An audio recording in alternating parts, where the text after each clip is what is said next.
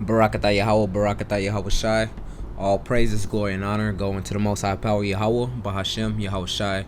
Double honors onto the apostles and the elders of Great Millstone that do rule exceptionally well. Salutations, peace, mercy, and blessings onto you sincere brothers that's out there that push this word with truth and with faith. My name is Thabwa Al-Math of Great Millstone Northwest. All right, and I got a couple of scriptures lined up today, and it's going to be on the topic of denying yourself. All right, really denying yourself is a major aspect of being a servant of Yahweh Bashim Yahweh Shai, because you have to be able to put yourself on the back burner in order for the truth to be in the forefront, man. You know, you gotta put your spiritual self before your fleshly self, and there's always going to be that war that wages between the spirit and the flesh. Ultimately, the spirit has to win, man. And in order for that to happen, you have to be able to deny yourself. You know, whether it be there's multiple different scenarios of how you can, and examples of when you deny yourself. I just put together a couple scriptures on that topic, and this pretty much the lesson itself is going to pretty much explain it more better. Denying yourself, the benefits of actually denying yourself. So without further ado, let me go ahead and pull up the first scripture.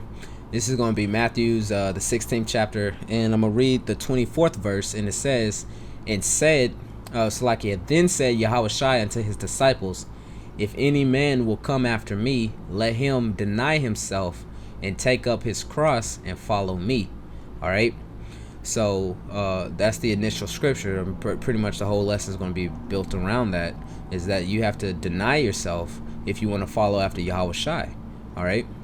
It says, and take up his cross and follow me. Taking up your cross is pretty much a metaphor for doing this work, getting taking what's coming to you, man.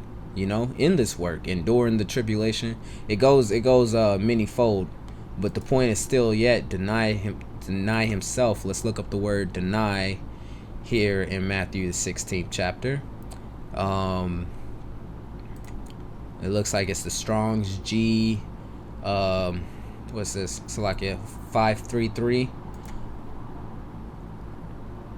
And I don't know if this is going to play out loud. Apadneamai is what the man is saying. I don't know if you brothers was able to hear it in Salakia. If you didn't, it says to deny, to affirm that one has no acquaintance or connection with someone, to forget oneself, lose sight of oneself in one's own interest. Okay, so to deny, pretty much the second definition, or the B definition, to forget oneself, lose sight of oneself and one's own interest, because it's not about you or your own interest, man. It's about Yahweh Bashim Yahweh Shai. So in order for you to truly deny yourself, you have to put Yahweh Bashim Yahweh Shai first, man. You have to put the truth and the brotherhood first. You have to put your faith first, and not go after whatever it is which is your own interest, which your flesh only cares about your own interest, man.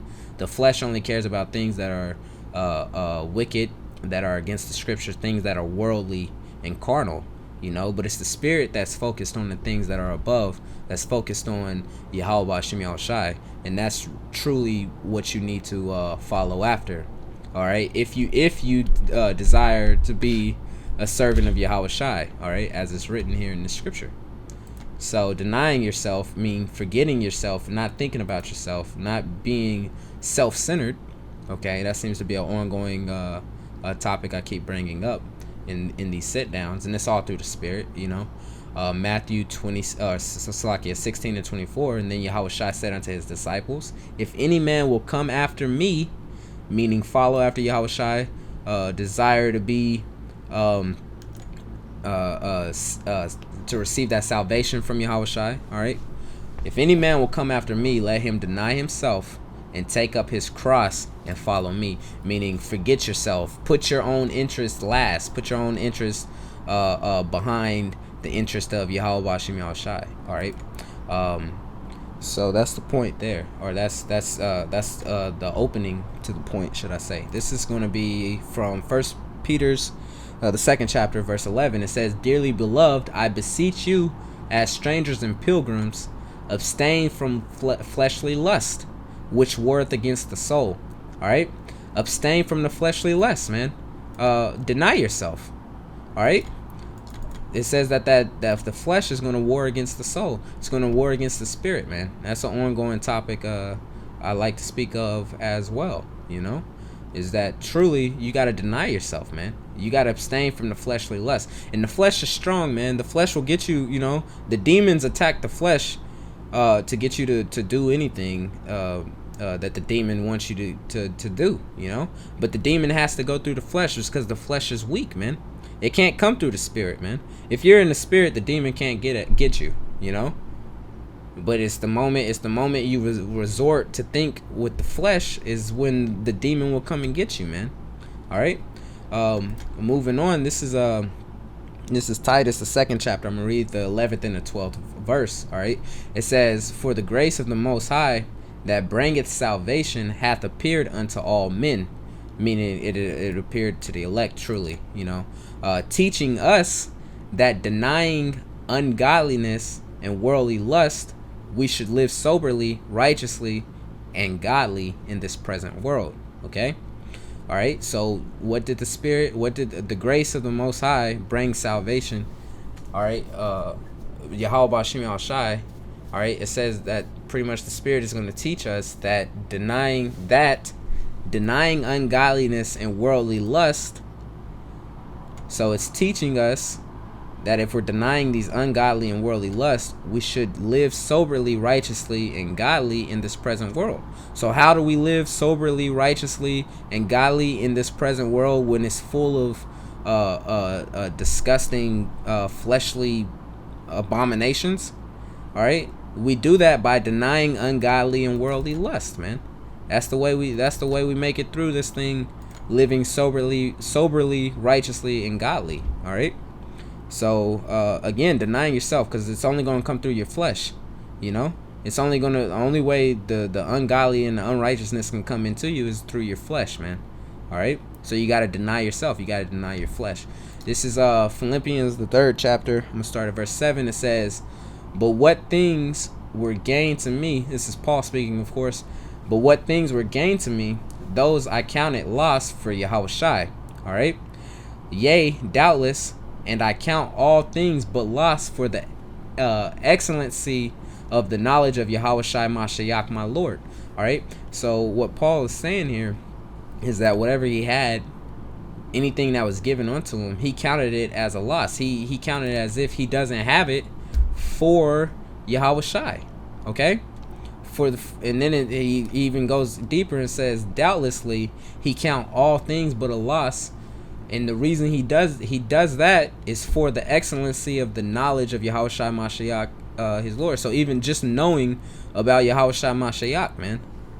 All right, just knowing about Yahweh Bashim Yahushai, he is willing to count everything he has, all his possessions, all his worldly goods, you know, whatever the case may be, everything that he has, he's willing to give it all away, just for the having the excellency of the knowledge of Yahweh Bashim Yahushai, just knowing about Yahweh Bashim Yahushai. And truly, that's the same type of mindset that we should have, us as men of the Lord, is that we are willing to literally give away our life just for this knowledge of Yahweh Bashim Yahushai, man. You know? It says, "For whom I have suffered the loss of all things." So for Yahweh Bashim Yahushai, we truly will lose everything. We've already lost our families, right? Our biological families think we're all weird, all right? We've lost homes. Brothers have lost cars and women and, you know, children. And there's many things that we lose, man. But we're losing it for the knowledge of Yahweh Bashim Yahushai, man. All right? And it says, "I do count them but dung." So all of that stuff really should be counted as shit, man. I don't fucking cry at night because I'm not close to my immediate family anymore since I found this word. You know, I don't cry at night because, you know, I don't get as many as women as I used to. You know, I don't care about shit like that, man. Why? Because all that loss is worth it if we can win Yahweh Bashim Yahushai, man. If we can win salvation, all of that's worth it, man, to give away all that. What we're going to receive in the kingdom is going to be far greater anyway, man.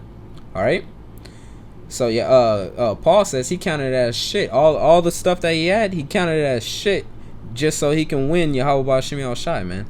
All right, and be found in him, not having my own righteousness, which is of the law, but that which is through the faith of Yahweh Shai Mashiach, the righteous which is of the Most High Power Yahweh by faith. Okay, so that's what our goal is for, man. That's why we deny ourselves. We deny ourselves so that way we don't have our own righteousness, but that we have righteousness through Yahweh B'Shem Yahushai, man. That's what it really truly is all about.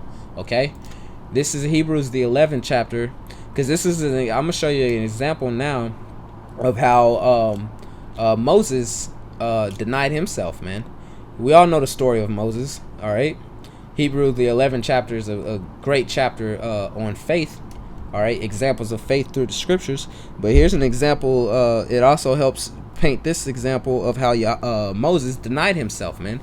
All right, Moses didn't care about the things that was fleshly. Moses went after what the Spirit told him to do. All right, and this is Hebrews 11. I'm gonna start at verse 24. It says, by faith, Moses, when he was come to years, refused to be called the son of Pharaoh's daughter, choosing, verse 25, choosing rather to suffer affliction with the people of the Most High, than to enjoy the pleasures of sin for a season. And that's how we gotta be, man. Choosing rather to suffer affliction with the people of the Most High rather than to enjoy the pleasures of sin for a season. Because America is temporal. All the shit that's before you is temporal, man. All of it's gonna come to naught. Now Moses was at a very high position in Egypt. All right, he was you know what I'm saying, he was of the royal family underneath Pharaoh. Okay, he was at a very high position, man, pretty much a prince. Okay, living a lavish lifestyle.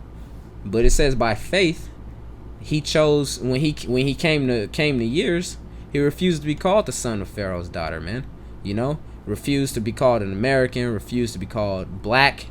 All right, refused to be called a Negro or a Mexican, you know, or a Latino or a Native American, you know, refusing to be a part of the world. Moses' world at that time was pretty much of royalty, but chose rather to suffer an affliction with the people of the Most High. The Most High's people is in a terrible state, man. All right, don't you think we should be in a terrible state? All right, it says he chose that rather than to enjoy the pleasures of sin for a season. Anything, you know, reverting back to the lesson, if you're going to, you know, the pleasures of sin is going to come through the flesh, and it's going to be for a season, man. You know, the things that you deny the Most High for, it's like that. You got to put it like that. You're either denying the Most High or you're denying yourself. Which one are you going to do? You know, I'd rather deny myself than go against the Most High. You know, and that's how you got to keep it in your mind, pretty much. And Salakia for you know, the rant and stumbling over my words trying to get that out.